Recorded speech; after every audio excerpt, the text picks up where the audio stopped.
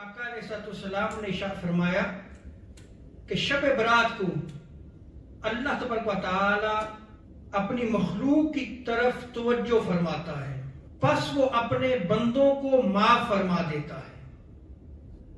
आगे आका अलैहिस्सलाम इरशाद फरमाते हैं, लेकिन दो बंदों की अल्लाह तबारक व तआला मग़फ़िरत नहीं फरमाता। पहला वो शख्स जो कीना और बुग़्ज़ रखने वाला हो, अल्लाह तबारक व तआला इस मुक़द्दस रात में यानी शब बरात में उस शख्स को माफ नहीं फरमाता। और दूसरा कातिल, जिसने किसी नफ्स का कत्ल किया है, अल्लाह रब्बुल इज़्ज़त इस रात उसको माफ नहीं फरमाता।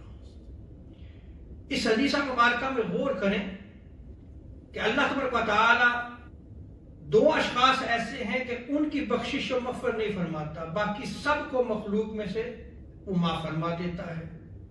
और उन दो शख्सों में एक शख्स जिसके हवाले से आका अलैहिस्सलाम ने बयान फरमाया कि वो कीना रखने वाला है। अब कीना है क्या?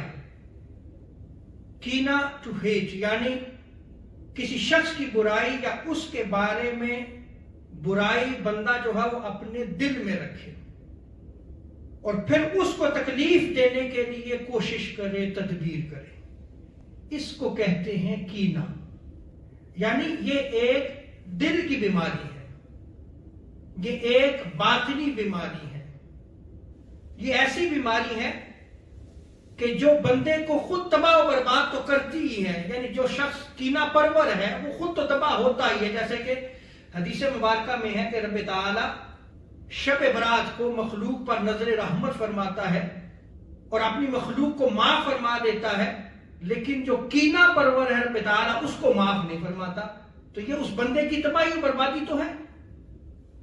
इससे बड़ी तबाही और बर्बादी क्या होगी कि रब ताला इस मुक़द्दस रात में भी उसको माफ नहीं फरमा रहा, इसलिए कि उसने अपने दिल में किसी दूसरे शख्स के हवाले से बुराई को जो है वो जन्म दिया है, वो कीना रखता है, वो बुग़्ज़ रखता है और फिर उसको नुकसान पहुंचाने के लिए कोशिश जिद्दोजहद करता है।